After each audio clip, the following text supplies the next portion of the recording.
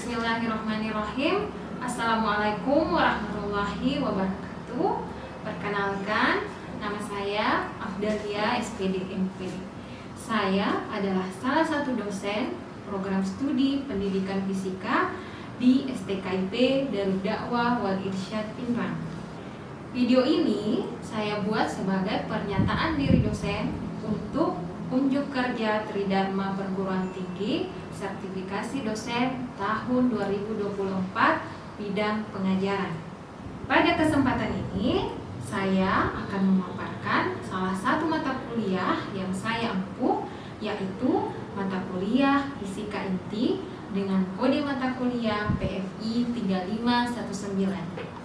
Fisika Inti merupakan mata kuliah wajib bagi mahasiswa prodi pendidikan fisika yang ditawarkan pada semester ganjil, yaitu semester 5 dengan bobot 3 SKS. Pendekatan pembelajaran yang digunakan yaitu Student Centered Learning atau SCL, yaitu pembelajaran yang berpusat pada mahasiswa dan dosen hanya menjadi fasilitator. Melalui pendekatan ini, mahasiswa mengambil peran utama atau menjadi pusat dalam pembelajaran, sehingga hal-hal yang terkait dengan materi pembelajaran, mahasiswa secara mandiri mencari sumber atau referensi belajar sambil tetap bimbingan pada dosen. Sebagai bekal untuk pembelajaran, saya terlebih dahulu mengunggah materi pembelajaran di Google Classroom, sehingga sebelum pembelajaran dimulai, mahasiswa sudah dapat mengakses dan membaca materi ajar pada pertemuan tersebut. Metode pembelajaran yang digunakan adalah direct instruction dengan model collaborative learning. Jadi, dalam proses pembelajaran terdapat sesi ceramah, diskusi kelompok, dan tanya jawab. Mata kuliah Fisika Inti adalah cabang kajian fisika yang mempelajari struktur, sifat, serta reaksi inti atom beserta penerapannya pada reaktor nuklir. Mata kuliah ini juga merupakan pemantapan kuliah fisika modern dan konsep dasar fisika kuantum dalam mengkaji fisika mikroskopik, yaitu inti atom.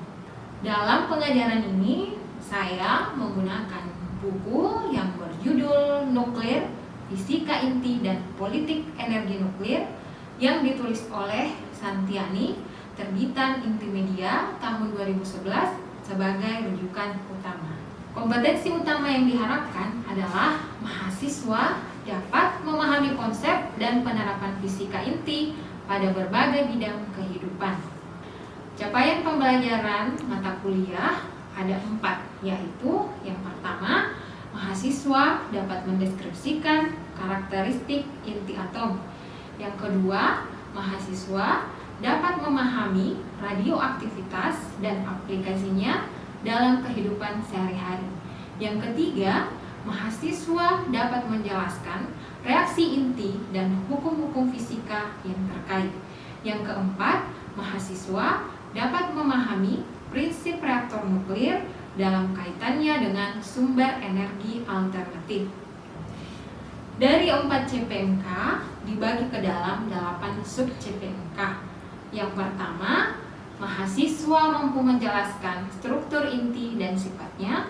Yang kedua, mahasiswa mampu memahami gaya inti. Yang ketiga, mahasiswa mampu memahami radioaktivitas dan hukum-hukum fisik yang mengaturnya. Yang keempat, mahasiswa mampu memahami jenis-jenis peluruhan inti atom dan mekanismenya. Yang kelima, mahasiswa mampu memahami reaksi inti.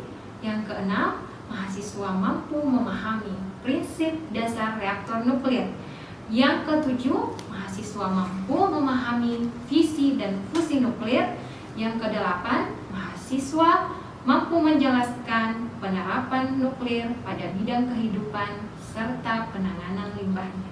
Adapun materi yang dibahas pada mata kuliah ini adalah yang pertama, struktur inti, kedua, sifat inti, ketiga, gaya inti, keempat, radioaktivitas, yang kelima, peluruhan, Yang keenam, reaksi inti. Yang ketujuh, reaktor nuklir.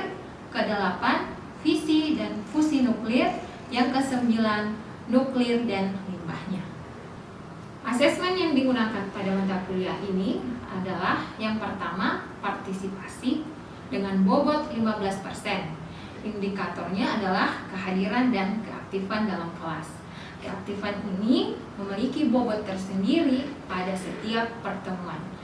Yang kedua adalah tugas atau kuis, memiliki bobot 30% dengan indikator ketepatan waktu, kelengkapan, dan ketepatan jawaban.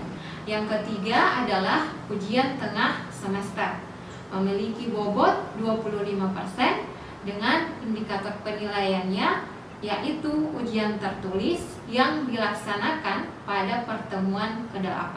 Yang keempat, ujian akhir semester. Bobotnya adalah 30% dengan indikator ujian tertulis yang dilaksanakan pada akhir semester. Berikut akan saya tampilkan video pengajaran saya di kelas pada pertemuan ke-11 dengan materi reaktor nuklir. Assalamualaikum warahmatullahi wabarakatuh. Waalaikumsalam warahmatullahi wabarakatuh. Alhamdulillah, hari ini kita ada di sini di kelas ini di mata kuliah kita fisika inti. Tapi sebelum itu saya mau menanyakan terlebih dahulu, apa kabarnya semua hari ini? Sehat ya? Sehat. Tak lupa kita bersyukur atas segala nikmat dari Allah. Hari ini kita dalam kondisi sehat, bisa ada di ruangan ini mengikuti perkuliahan, dan tak lupa pula kita kirimkan salawat kepada Nabi kita Muhammad SAW, Nabi yang telah membuka pintu dunia pendidikan yang baru dengan ilmu pengetahuan seperti yang kita bisa saat ini. Di pertemuan hari ini itu kita ada di pertemuan ke-11 ya. Jadi materi hari ini adalah reaktor nuklir. Nah, tapi sebelum itu saya ingin mengecek terlebih dahulu kehadirannya semua. Nurul Anissa, hadir Bu. Siti Juleha, Rashida, baik, kita akan masuk ke bahas materinya.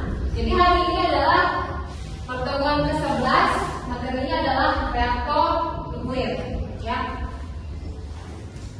Jadi subjek PPK-nya adalah mahasiswa mampu memahami prinsip dasar reaktor nuklir.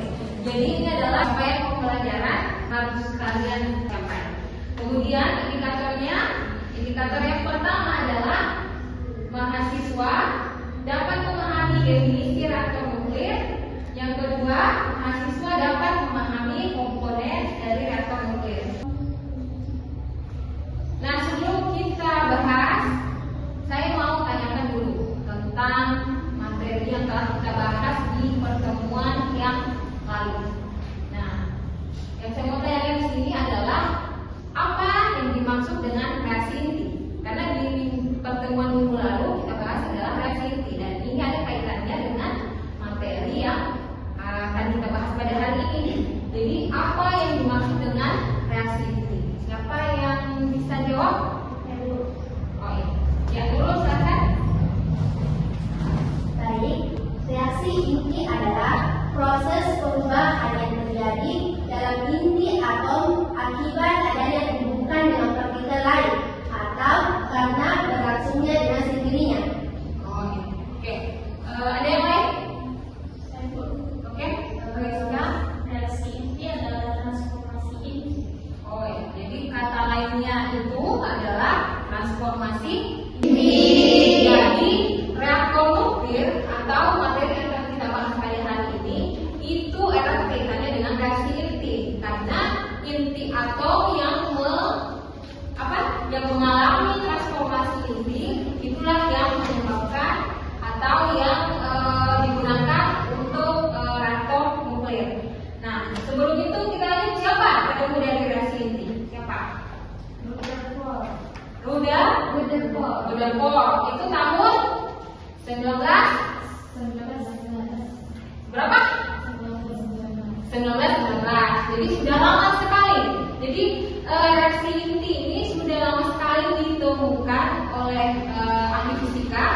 yang tadi namanya siapa? Rutherford. Ini juga adalah salah satu penemu dari teori atom. Nah, oke. Kita lanjut. Nah, apa itu definisi dari reaktor nuklir? Terlebih dahulu, saya mau tanya dulu. Pernah dengar kata nuklir? Pernah? Nuklir itu apa? Bom. Jadi banyak yang berpikiran langsung kalau dengan kata nuklir itu sudah mengenai bom. Apalagi?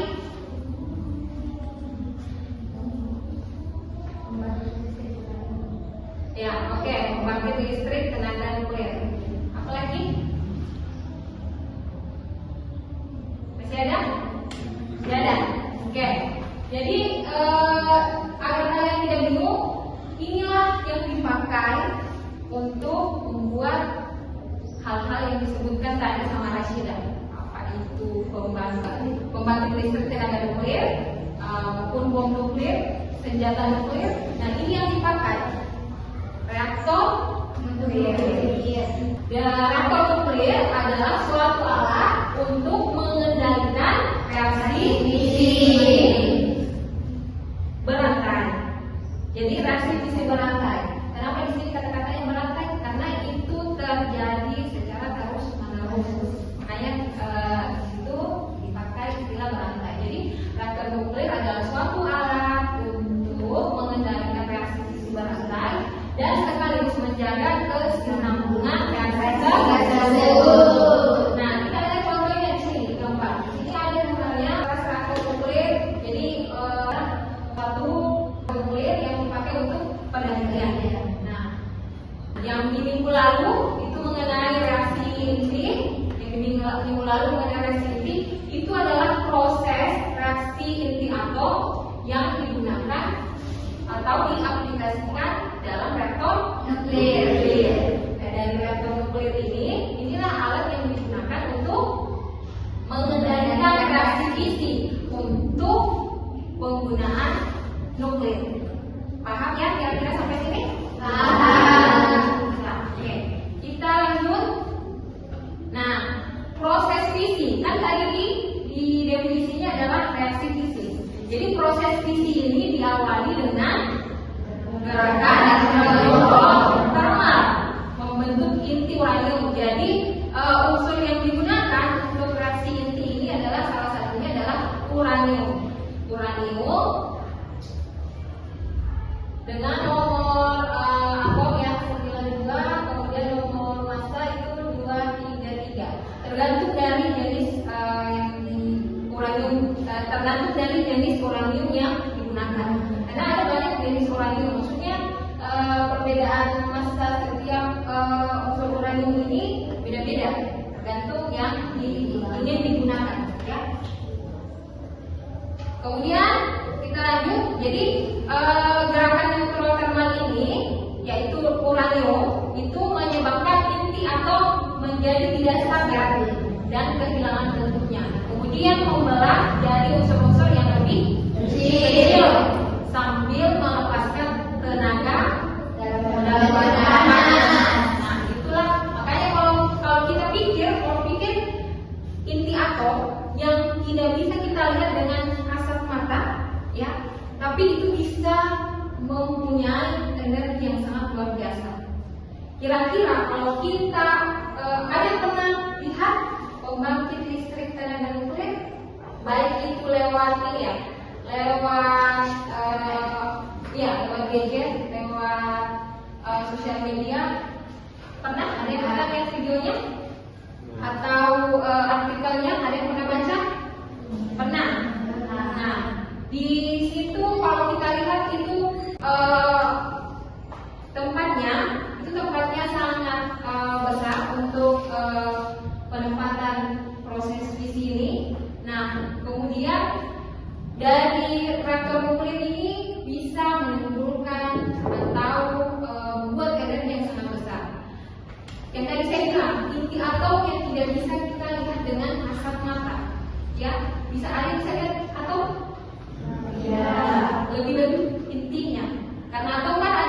bagian-bagiannya ya. Apalagi bagian-bagian dari atom? Proton, neutron, elektron. Jadi di fisika inti itu kan inti atom yang lebih banyak dibahas. Jadi inti atom yang tidak bisa kita lihat itulah yang bisa memberikan energi yang sangat besar, bahkan jadi pemusnah massal. Ya, jadi perlu kita kita perlu sadari kebesaran Tuhan, kebesaran Allah menciptakan segala sesuatu hal yang mungkin itu hal kecil tapi bisa memberikan energi yang besar. Nah, terlebih lagi dengan hidayahnya itu manusia-manusia yang diberikan kemampuan menjadi ahli fisika bisa menemukan hal ini dan bisa menjadi sumber energi alternatif.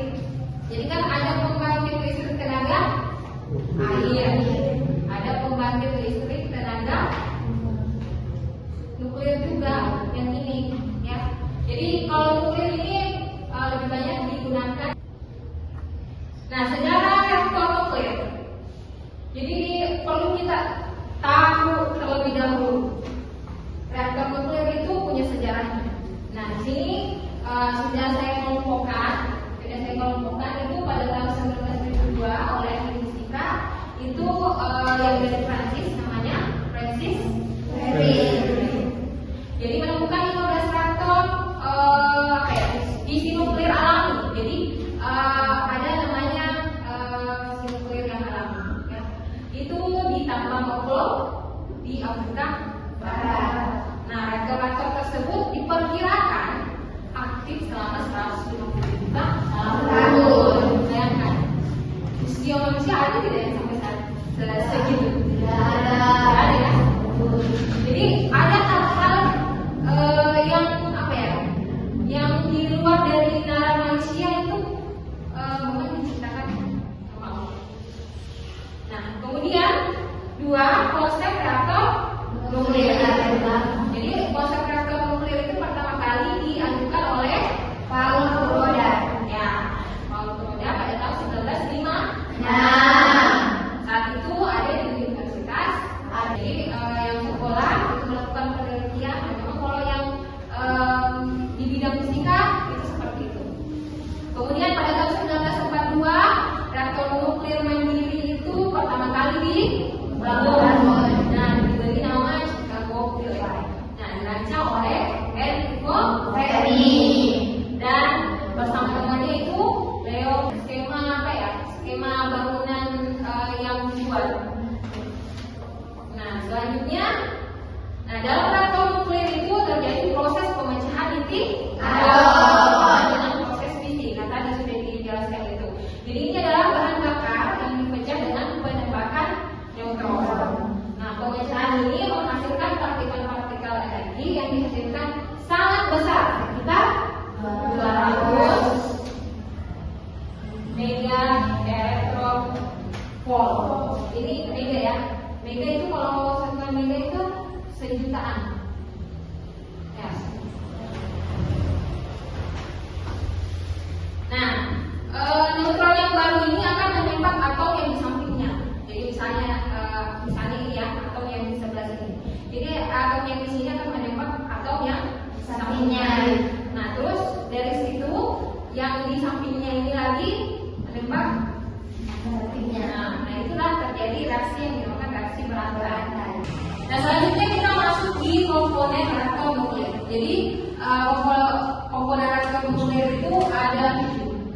Nah, yang pertama itu adalah bahan bakar nuklir, yang kedua adalah bahan moderator, yang ketiga adalah pendingin reaktor, keempat perangkat datang kendali, kelima perangkat detektor, keenam detektor, ketujuh perangkat dana dari reaktor. Jadi ada perangkat bejana dari perisai reaktor. Nah, komponen reaktor nuklir ini akan jadi bahan diskusi kelompok kalian.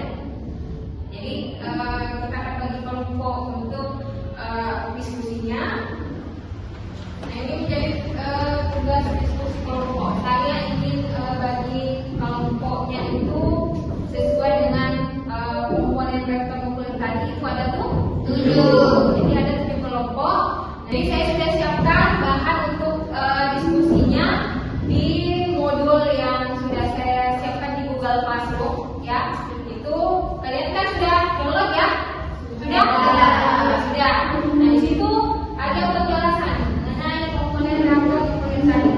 Nah, tugasnya itu adalah didiskusikan bersama teman kelompoknya, membuat resume-nya nanti dipresentasikan sama-sama. Oke? Kita bagi kelompoknya ini tujuh orang ya. Kalian 7. Ini ada 7 kelompok. Jadi kelompok yang pertama ini 2 orang, kelompok yang kedua ini 2 orang, kelompok 3, 4, 5, 6, 7. Nah, yang di belakang itu ikut sama yang di depannya. Oke, ya silahkan bersama dengan teman kelompoknya sambil dibuka modul yang ada komponen reaktor komponen.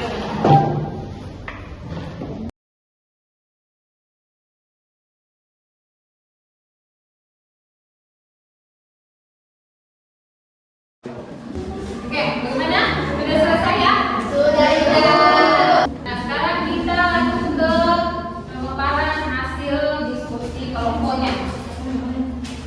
Siapa yang mau terlebih dahulu? Saya, Bu. Komputer saja. Iya, Bu. Karena ini berurutan supaya lebih sistematis. Nah, oke. Pemaparan hasil diskusi kelompok dari kelompok pertama terlebih dahulu. Nanti yang lain 5 dicocokkan sama yang hasil diskusi teman kelompoknya juga. Kalau misalnya ada yang mau ditambahkan, boleh. Bahkan yang kelompok 1, Komponen reaktor nuklir, bahan bakar nuklir. Bahan bakar nuklir terdapat 2 jenis bahan bakar, yaitu bahan fisil dan bahan fertil. Bahan fisil yaitu suatu unsur atau atom yang langsung dapat memberikan reaksi pembelahan apabila menangkap neutron.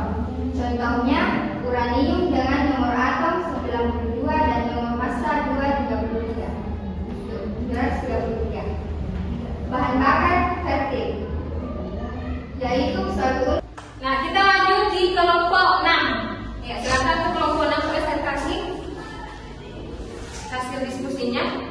Reflektor. Neutron yang keluar dari pembelahan bahan fisil berjalan dengan kecepatan tinggi ke segala arah. Karena sifatnya yang tidak bermuatan listrik, maka gerakannya bebas menembus medium dan tidak berkurang bila tidak menumpuk suatu inti atom medium. Jadi tidak berkurang apabila Tidak menumpuk suatu inti atom. jadi itu tidak berkurang apabila tidak menumpuk suatu Inti atom. Oke. Dari penjelasan kelompok ini apa ada yang mau menambahkan atau ada pertanyaan yang tidak dijelaskan dari kelompok 6? Saya buat. Ya, kelompok 4 ya. Ya, silakan kelompok 4. Yang ingin saya pertanyakan yaitu apa bahan-bahan yang sering digunakan pada reflektor? Baik, yang pertama yaitu beryllium, yang kedua grafit, yang ketiga parafin, yang keempat air, dan yang terakhir B2O. Saya kira ada berapa tadi? 4 ya? 5. 5.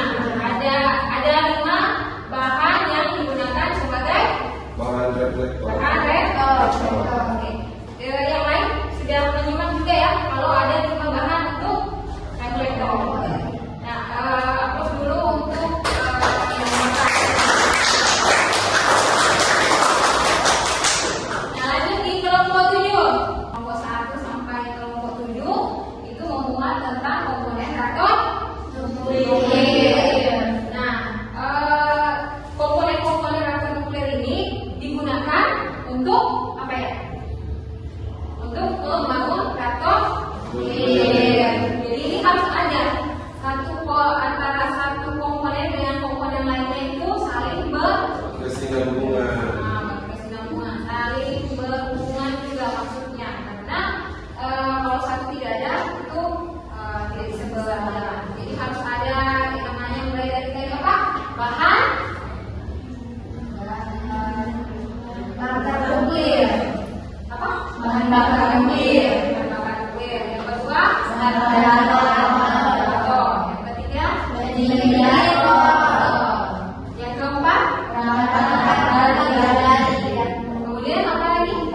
detektor,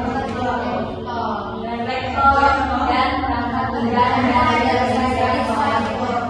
Oke, jadi itu harus ada bentuk komponen atau nuklir. Nah, saya kira untuk reaktor nuklir ini akan kita bahas selanjutnya di pertemuan yang akan datang, karena khusus reaktor nuklir ini ada 2 kali pertemuan.